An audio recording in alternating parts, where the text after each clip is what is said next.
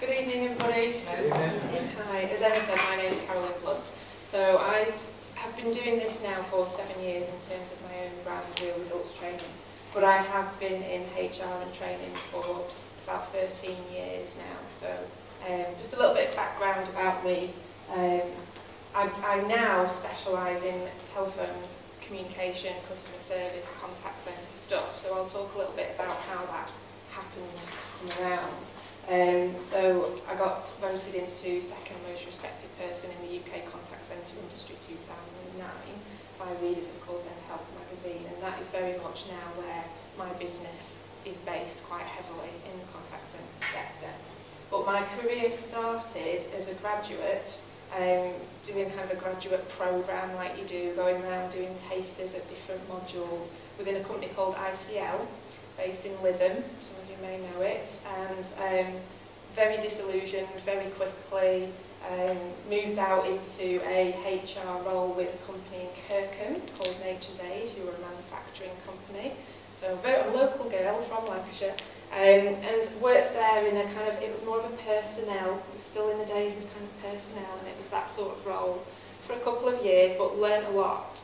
I learned that I didn't like recruitment, really. I wasn't very good at it. I just wanted to give everybody the job. Wasn't very good at doing grievances. Really couldn't deal with the stress. I just believed everybody. So, you know, it was quite interesting to go through that and experience all the different disciplines of HR. And I went through my Cipd postgraduate degree at UCLan at the time, and that was really interesting. And what I did learn was that I really loved training. I really loved being on my feet and in front of people and delivering learning interventions, and it was the most positive, rewarding part of my HR generalist job at that time.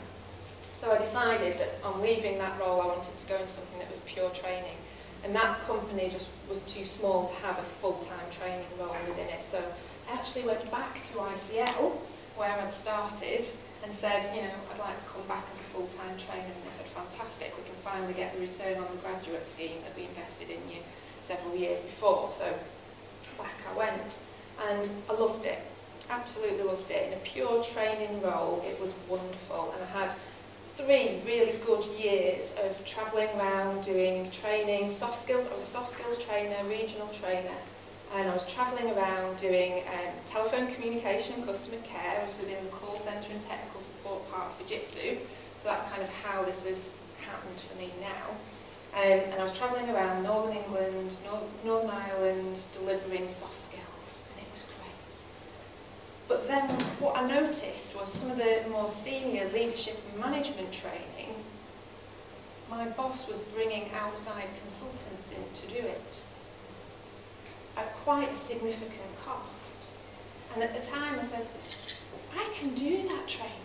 And she said, I know you can, Carolyn, but they won't respect it as much if it comes from you, because you're in-house. I thought, how very rude. But I could understand it, and thought, actually, hang on a minute, there's a market here. If I'm good enough to do what they're doing, and they're coming in and they're charging a daily rate, the idea for training consultancy was planted in my head at 23 years old from that role. And I spent about another 12 months thinking, you know, how is this going to work? How am I going to do it? And that's why I called this talk, How to Make the Brave Step to Freelance, because it's blooming scary. I was in a really good job with a company car, pension, benefits, sick pay, holiday pay, maternity pay.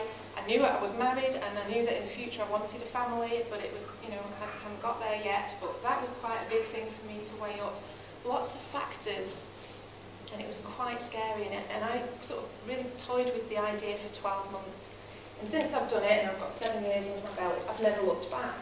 And lots of other people who have done it, I'm sure, will tell you that they've never looked back. But I know that in those 12 months, I could have pushed it away and revisited it, and pushed it away and revisited it for a long, long time. And I would put money in the fact that a lot of people do that, you know, keep thinking about it, but it's too scary, keep thinking about it, it's too scary. So that's where I kind of got the idea to do this, because since I've been doing it, lots of people have said, I'd really like to do that, how did you do it? And I thought, rather than just keep repeating myself over and over and over again, I'll make a CD. about it. So I've made a CD about it. If you're interested, you can speak to Helen and Darren at the end.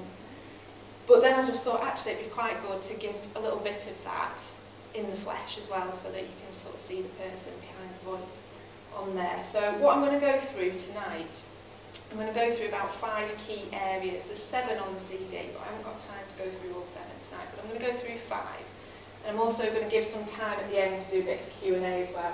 And also within here, you can see that I've got clients now in lots of different sectors.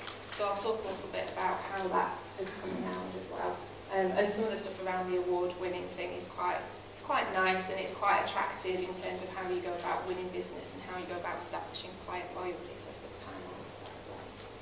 So this is kind of how I managed to sort of think about the 60 minutes. I'm going to think about what worked and what didn't, basically, and give you some time for some Q&A that's particular to you as well at the end, if that's all right. Would that be helpful? Does that sound like what you wanted to hear?